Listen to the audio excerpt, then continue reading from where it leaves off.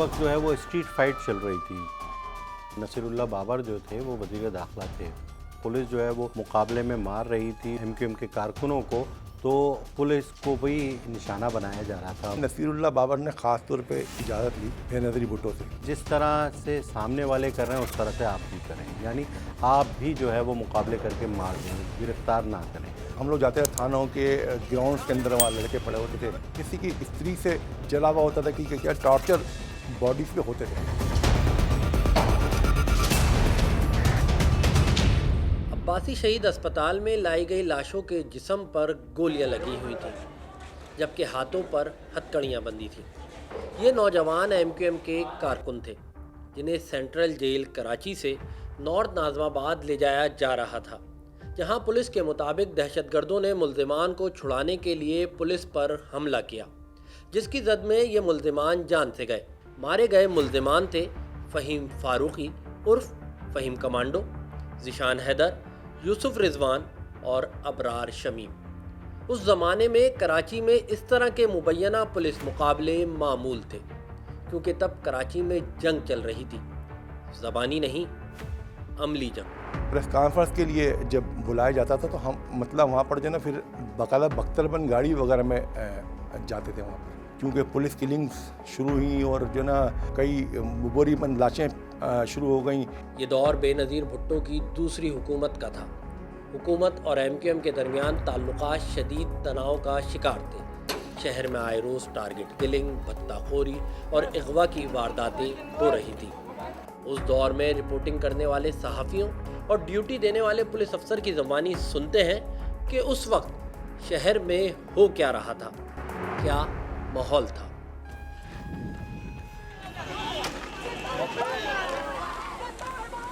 असल में जैसे 92 के अंदर जब ऑपरेशन शुरू हुआ था तो उस टाइम वज़ीर दाखिला चौधरी शुजात हुसैन थे। सरकारी तौर पर यह था कि वो जराइम पेशा अनासर के ख़िलाफ़ ऑपरेशन था। असल में 92 और 94 में ख़ासा फ़र्क है, क्योंकि उस वक्त जो है वो फ़ौज के ज़रिए और उसकी एजेंसी उसके ज़रिए 92 का ऑपरेशन कंडक्ट किया गया था। वो शुरू हुआ था कच्चे में डाकुओं के ख़िलाफ़, फिर वो कच्चे के डाकुओं से चलते चलते पक्के के डाकुओं पे आया और फिर वो अचानक उसने रुख तब्दील कर दिया और फिर ये एक सियासी जमात यानी एमक्यूएम के ख़िलाफ़ ऑपरेशन के तौर पर जाना जाने लगा। अच्छा, वो ऑपरेशन इतना कामयाब नहीं रहा, वो नताइज नहीं मिल सके थे जो मिलने थे, क्योंकि उस टाइम जो ना एमक्यूएम उस ऑपरेशन में बहुत ज़्यादा मुतहर्रिक हो गई थी। इसलिए कि जो एमक्यूएम थी उसकी स्ट्रीट पावर दिन ब दिन बढ़ रही थी। और जब वो लोग 92 से ये सारा अमल ख़त्म करके चले गए तो फिर उसके बाद ये तमाम जिम्मेदारी रेंजर्स और पुलिस के ऊपर आ गई। इसमें जो है वो रेंजर्स का जो एफएस विंग होता है इंटेलिजेंस का, उसका बड़ा किरदार था।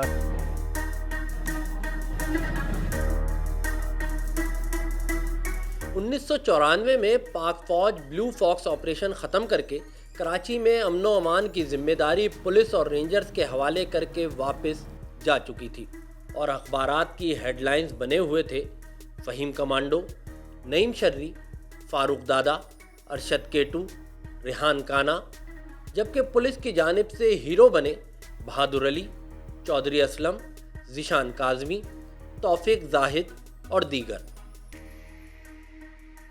उस ज़माने में शहर के हालात इस काबिल नहीं थे कि वो बहुत अच्छे शुमार किए जाएं। रिपोर्टिंग में हमारा बेस जो ना रात में होता था अब्बासी शहीद अस्पताल का MLO का कमरा, उसमें जितने भी क्राइम रिपोर्टर थे तो वहाँ, और उस टाइम बॉडीज़ के ये होता था कि बॉडी ऐसे नहीं होती थी, बाकायदा भरे हुए होते थे, यानी कि सर्द खाने ना। लाशों का तो समझ लो कोई तादाद जो ना उस वक्त नहीं थी, ना मारने वाले को पता था ना मरने वाले को पता था क्यों मारा जा रहा है। वो भी क्रॉस कर जाती थी, कभी ऐसा बोलता था कि सेंचुरी हो गई। देखिए उस वक्त की रिपोर्टिंग जो थी वो ज़रूरतमंदी की रिपोर्टिंग थी। रिपोर्टिंग करना भी बड़ा जो ना मुश्किल काम था। आमदोरफ्त के लिए हम लोग एम्बुलेंस का ज़्यादा इस्तेमाल करते थे। उस टाइम टीवी और चैनल तो ऐसे थे नहीं, जिनके साथ DCNG आती हैं, गाड़ियाँ आती हैं, वो सिस्टम नहीं था। मुश्किल टाइम था पुलिस के लिए और बड़ी ज़्यादा जैसे पुलिस वालों को जाने देना पड़ी। उस वक्त नसीरुल्लाह बाबर जो थे वो वज़ीर दाखिला थे और उस वक्त जो है वो स्ट्रीट फाइट चल रही थी। दोनों तरफ से कत्ल व गारत का सिलसिला था। पुलिस वालों का ये क्लेम था कि उन्हें एमक्यूएम वाले कत्ल करते हैं और एमक्यूएम का क्लेम ये था कि उन्हें पुलिस वाले कत्ल करते हैं। अच्छा, अब पुलिस वाले का कत्ल करना एक अजीब सी बात है। सैकड़ों पुलिस वाले जो है वो मारे गए, जिसमें बहादुर अली भी थे और दीगर जो है नामी गिरामी पुलिस अफसरान थे। जो कत्ल पुलिस के खाते में आ रहे थे उन्हें पुलिस मुकाबले कहा जा रहा था। जब हम लोग जाते थे थानों के ग्राउंड्स के अंदर, वहाँ लड़के पड़े होते थे। अच्छा, मुकाबले तो होते थे, मगर किसी की स्त्री से जला हुआ होता था कि क्या टॉर्चर बॉडीज पे होते थे। लोग ज़ाती स्कोर भी सेटल करते थे। FIR नामालूम अफराद या मालूम अफराद के ख़िलाफ़ करती थी, तो वो कोई बहुत ज़्यादा तफ्तीश का निज़ाम मौसर नहीं था। उर्फियत जो है वो ये पुलिस की जानिब से लगाई जाती थी। अगर कोई मार्बल का काम करता है तो उसका नदीम मार्बल वाला नाम हो गया, अगर कोई KDA में काम करता है तो आरिफ KDA वाला हो गया, ठीक है। और अगर कोई लंबा है तो उसका नाम लंबा हो गया। किसी को कनकटा कर दिया अगर किसी का कान ख़राब है। ये वो वक्त था जब कराची के इलाके नोगो एरियाज बने हुए थे। MQM अल्ताफ़ और MQM हकीकी के नाम से दो ग्रुप्स आमने सामने थे। एक दूसरे के इलाके में जाना मौत को दावत देने के मुतरादिफ था। अच्छा, इलाकों की आबादी ऐसी थी कि वहाँ पर जो ना पुलिस दाखिल नहीं हो सकती थी। इलाके से बाहर का बंदा है दाखिल होता था तो वो जो है फिर उसके अंदर पता चल जाता था कि कौन है, क्या पोजीशन है, क्या सूरत हाल है। वो इंफॉर्मेशन नेटवर्क MQM का भी बहुत अच्छा था, जो सारा सिलसिला था वही बंदे पहचानते थे। और ये भी सारा ये लोग इन्होंने अपने इलाके बनाए थे और अपने अपने कमांडर बनाए हुए थे, तो ये अपने अपने इलाकों के अंदर अपने लड़कों के साथ रहते थे और अपने इस गलियों में और रोडों पे ये गड्ढे कर देते थे जिससे पुलिस की जो है मोबाइल्स या कोई गाड़ी अंदर आसानी से ना जा सके। MQM का जो तंजीमी ढांचा था वो सेक्टर और यूनिट की बुनियाद पर था, और इन सेक्टर और यूनिट की बुनियाद पर वहीं के इलाके के जो नामी गिरामी मशहूर जो स्ट्रीट फाइटर होते थे, जिसे हम अस्करी ग्रुप से ताल्लुक़ रखने वाले लोग कहेंगे, वो होते थे। MQM तो पूरी एक सीरियल थी MQM के पास।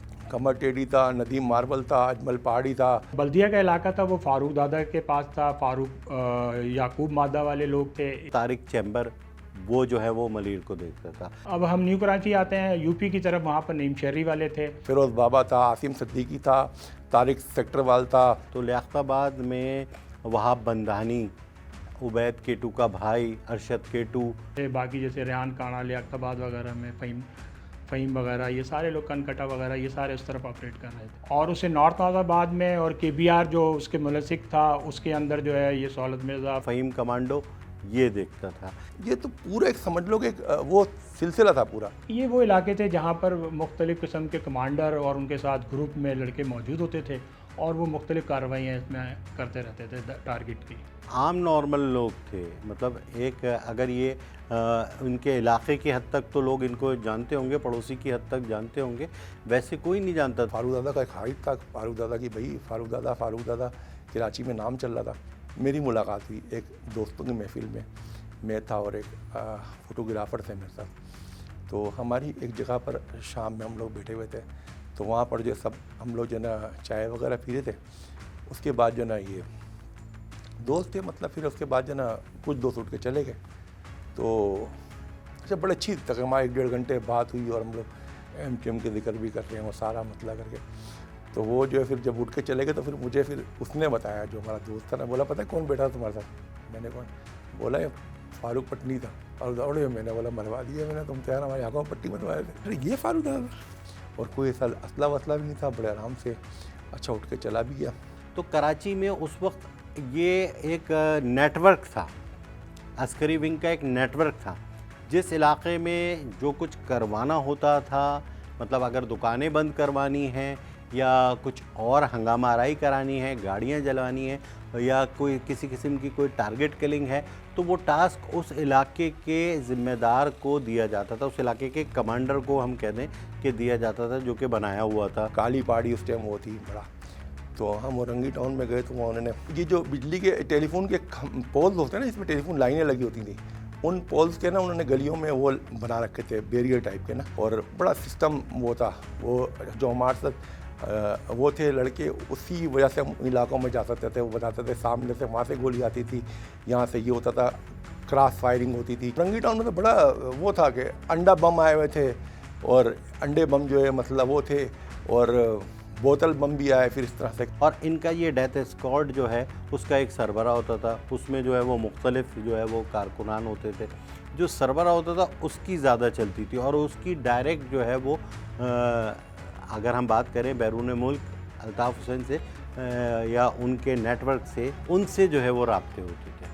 तो वो वहाँ से जो हिदायत मिलती थी वो जो इसको मिलती थी कमांडर को, और उस पर वो काम होता था। डीसी पेजर चलते थे, उनको पता था डंपिंग पॉइंट कहाँ है, क्या पोजीशन है, क्या नहीं है, कहाँ से क्या कोड वर्ड है। कुरंगी नंबर 1 पर, और वो पीटीसीएल की लाइन खींचता था कुरंगी नंबर 2 से। 2 का टेलीफोन जो है ना वो 1 नंबर पे, अब बंदा जो है ना वो असल में ताकि वो ना हो। पुलिस आए रोज़ एमक्यूएम के इन मतलूब कमांडर्स की तलाश में मुख्तलिफ इलाकों का मुहासरा करती। अखबारात में कोई दिन ऐसा नहीं गुजरता था जिस दिन फारूक दादा, नईम शरीफ, फ़हीम कमांडो, आरिफ के डीए वाला के लिए छापे, मुहासरे या गिरफ्तारी के लिए बड़ी बड़ी हेडलाइंस ना लगी हों, सुर्खियाँ ना लगी हों। मुहासरे हो रहे थे इनकी गिरफ्तारियों के लिए, तो इनकी एक हाइप क्रिएट हो गई थी, एक नाम बन गया था। कुछ पुलिस वाले थे जो नामवरी कमाना चाहते थे इस बहाने से, यानी अपने आप को नुमायाँ करना चाहते थे। वो क्या करते थे कि पूरे इलाके में एक मुहासरे की कैफियत पैदा करते थे। जहाँ पर मुहासरा किया जाता था वहाँ से सैकड़ों लोग उठाए जाते थे। उसमें सैकड़ों के सैकड़ों तो जो है वो दहशतगर्द या नहीं होते थे, लेकिन उनके साथ जो सलूक होता था वो दहशतगर्दों का होता था। उनकी ये कमीज़ उतरवा के और फिर उसके बाद जो है एक के पीछे नज़र नहीं आता था। सर्दी के अंदर भी उनको गिरौनों में बिठाते थे, पूरी रात उनको बिठाते थे। फिर बताते थे कि एक कॉल हम ट्रेस आउट हुई है कि मिनी बस को जलाना है। सरान फ़ोन करते थे कि ऐसा करो, कैमरा भेज दो, कैमरा ले आओ, रात में हम यहाँ का मुहासरा करेंगे। और वहाँ से लोग उठाते थे, मतलब अगर 2000 लोग उठाए वहाँ पे मुहासरा करके, एक घर से 5-6 तो अगर हज़ारों घरों में से 2000 लोग जमा किए तो उन 2000 में से उनको स्कैन किया, तो स्कैन करके मुश्किल से 10 या 15 लोग निकाले जो कि मशकूक दिखाई दिए। उनका भी कोई क्रिमिनल रिकॉर्ड उनको नहीं मिला। अभी तो जिद्दत आ गई ना कि आपका पूरा क्रिमिनल रिकॉर्ड आ जाता है, आपका सीआरओ बन जाता है। उस टाइम तो ये सब चीज़ सीआरओ वगैरह था ही नहीं ना। इसलिए कि जो क्रिमिनल्स होते थे, जो पुलिस को मतलूब होते थे, वो तो अपने घरों पे या वो ऐसी जगह तो रहते नहीं थे जहाँ पर, लेकिन पुलिस ने एक दहशत फैलाई हुई थी कि इन इलाकों में ज़रूर मुहासरा करना है। जो ऑपरेशन हम करते थे ना, तो उसमें कुछ काली भेड़ें हमारी भी वहाँ से मिली हुई थी ना, तो वो ये हमारे ऑपरेशन से पहले उनको कुछ इतला मिल जाती थी और वो इस तरह अपने वो इलाके छोड़ दिया करते थे, जिससे हमारे ऑपरेशन से ज़्यादा नुकसान ये होता था कि हम ऐसे मासूम और बेगुनाह लोगों को उठा लेते थे, क्योंकि वो असल जो लोग थे उनको ये इतला वक्त से पहले मिल जाया करती थी या वो इस तरह के अपने इलाके छोड़ दिया करते थे। इससे इस ऑपरेशन से पुलिस को थोड़ी बदनामी हुई खासी। वक्त जो हिकमत अमली अपनाई थी, गैर इंसानी सलूक किया गया था लोगों के साथ, जो छापे गिरफ्तारियों के दौरान हुआ था, जो जाली मुकाबलों में हुआ था, उसका फ़ायदा डायरेक्टली एमक्यूएम को मिल रहा था और एमक्यूएम की स्ट्रीट पावर थी। अच्छा, उसके बाद उन मुहासरों में ये होता था कि एक बुरके वाला बंदा ज़रूर होता था पुलिस के साथ, जिसकी उंगली के इशारे पुलिस वाले काम करते थे, और वो जो है ना वो आइडेंटिफाई करता था और बंदे सारा सब चीज़ करके। हमारे पास एक ख़बर ज़रूर होती थी ये कि शहर में मुहासरे के दौरान इतने अफराद को हिरासत में लिया और इनसे पूछगछ की गई, और वो तस्वीरें भी बनती थी और वो शाया भी होती थी। और फिर एमक्यूएम ने उस मुखबरी के नेटवर्क को तोड़ने के लिए जो ना मुखबरों को टारगेट बनाया, और फिर बोरियों से जो लाशें मिलती थी उसके अंदर ज़्यादातर पर्ची होते थे मुखबरी का अंजाम। ये वो वक्त था जब पुलिस अफसरान अपनी शनाख्त छुपाते। पुलिस वालों की किलिंग जो ना उस टाइम में ज़्यादा हुई है काफ़ी। हम लोग के लिए तो वाकई खासा मुश्किल वक्त था, क्योंकि हमारा अपने पुलिस स्टेशन में जाना, वहाँ से वापस घर पे आना, मुख्तलिफ़ इलाके थे जहाँ पर हमारे थाने के अंदर सिपा का आना मुश्किल हो जाता था, तो हम अपनी बख्तरबंद APC गाड़ियों को एक चौक पे बुला लेते थे वहाँ फर्ज के, और उनको इकट्ठा करके थाने ले आते थे, और इसी तरह उनको अपने थाने से जो कुछ करीब के इलाके में उनको छोड़ दिया करते थे। ये हमारी जो है ना ट्रांसपोर्ट होती थी उस वक्त। 94 के अंदर तो ये सूरत हाल ये थी कि पुलिस जो है ना वो थानों में मैसूर हो गई थी। रात को मगरिब के बाद थानों के गेट बंद हो जाते थे, और वो जो ना पुलिस वाले जब आते थे तो वो अपनी वर्दी टोकरी में छुपा के लेके आते थे। आला अफसरान की जानिब से बाकायदा वायरलेस पे नोटिफिकेशन के ज़रिए ये ऐलान कर दिया गया था कि पुलिस अहलकार जो है वो जो है अकेले बाहर ना निकलें, अपनी गाड़ियों पर से पुलिस और दीगर उसके वो निकाल दें, अपने रास्ते तब्दील करें, एक रास्ते से ना जाएं। पुलिस वालों ने अपना हुलिया चेंज कर लिया, अपनी वर्दी नहीं पहनते थे, अपने बालों को बढ़ा के रखते थे, पुलिस कार्ड जो है वो अपने साथ नहीं रखते थे ताकि आसानी से शनाख्त ना हो सकें। उस वक्त तेजी से पुलिस एहलकार निशाना बन रहे थे और फिर शुरू हुआ एनकाउंटर्स का ऐसा दौर जिसमें मावराए अदालत कत्ल की खबरें अखबारात की हेडलाइंस बन गईं। इल्ज़ामात, गिरफ्तारियां और मुकाबले शहर सियासत और ताकत की जंग का मैदान बन चुका था। अगर पुलिस जो है वो मुकाबले में मार रही थी लोगों को, एमक्यूएम के कारकुनों को, तो पुलिस को भी निशाना बनाया जा रहा था। और पुलिस वाले कई कत्ल हुए हैं, कई ये सैकड़ों में बता रहा हूँ, कई सौ तादाद है। तो उसके बाद नसीरुल्लाह बाबर ने ख़ास तौर पे इजाज़त ली बेनज़ीर भुट्टो से कि जिस तरह से सामने वाले कर रहे हैं उस तरह से आप भी करें, यानी आप भी जो है वो मुकाबले करके मार दें, गिरफ्तार ना करें। पुलिस वालों के कत्ल के जो मुकदमात थे वो एमक्यूएम के लोगों के खिलाफ दर्ज होते थे, और एमक्यूएम के लोगों के कत्ल के जो मुकदमात थे वो पुलिस के खिलाफ नहीं बल्कि वो मुकाबलों में शामिल होते थे। और यही वजह है कि अखबारात में हम उन्हें मुबैना मुकाबला लिखते कि जी पुलिस की तरफ से ये बयान किया है कि पुलिस मुकाबला हुआ है। अब हुआ है या नहीं हुआ है ये तो बात की बात है। जब हम लोग जाते थे थानों के ग्राउंड्स के अंदर, वहाँ लड़के पड़े होते थे, किसी की स्त्री से जला हुआ होता था कि क्या टॉर्चर बॉडीज़ पे होते थे। दोनों तरफ से, यानी पुलिस की तरफ से भी और एमक्यूएम की तरफ से भी अपने हक में बात की जाती थी। जब एमक्यूएम का कारकुन मारा जाता था तो पुलिस कहती थी दहशतगर्द मारा गया है, और एमक्यूएम कहती थी कि हमारा कारकुन शहीद हो गया है। पुलिस को इतना आज़ादी दे दी गई थी कि वो जो है जिसको उठा रही थी और वो मार रहे थे। इस दौरान जो है वो लाखों रुपए लोगों से रिश्वतें भी वसूल की गई और लोगों ने अपने जेवर बेचे, लोगों ने अपनी जायदादें बेची, क्योंकि जब पता चलता था कि पुलिस ने उठा लिया है तो उसको छुड़ाने के लिए मुँह मांगी रकूमात दी गई, रिश्वतें दी गई ताकि जो है वो उसको बेगुनाह इंसान को बाहर निकाल दिया है। इतना खौफ था पुलिस का। और एक टाइम ऐसा भी आया उसके अंदर कि कराची के अंदर कोरंगी में बास ऐसे जनाजे हुए कि उसके अंदर औरतों ने जनाजे उठाए, कंधे दिए जनाजे को, और वो जो है और बड़ा जो है उसमें दुनिया भर में उसकी वो हुई कि जनाजे उठाने वाले को नहीं थे। उस दौर में एमक्यूएम ने अपने इन कमांडर्स को ब्रांड बनाया तो सिंध हुकूमत ने पुलिस अफसरान को ब्रांड बनाकर पेश किया। पुलिस के कराची ऑपरेशन के में जो शोहरत हासिल की जिन पुलिस अफसरान में, जिसमें चौधरी असलम, शान काज़मी भी एक बहुत बड़ा किरदार था कराची ऑपरेशन का, राव अनवार, तौफीक जाहिद, सरवर कमांडो, अहमद बेग, ये अफसरान जो है मुख्तलिफ़ इलाक़ों में जो है वो वहाँ पर कंट्रोल कर रहे थे।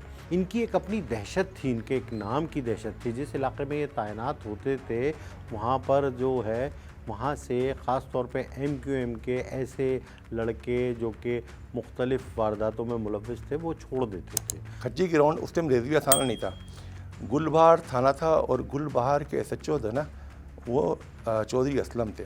चौधरी असलम को उस इलाके पे समझ लो कि बड़ा अबूर हासिल था चौधरी असलम को। गुलबहार में एक टार्चर सेल पकड़ा गया। उस टार्चर सेल का फिर यानी हमसे मुराद हमारी टीम को एक विज़िट कराया गया टार्चर सेल का, गुलबहार का सबसे बड़ा टार्चर सेल वो था। हम जाते थे ज़िम्मेदार होटल वाली गली में, आगे जाके वहाँ पर फिर बाद में एक गुटके वाले ने वहाँ पर जो है वो अपना एक मदरसा, उस टार्चर सेल को मदरसा बना दिया था।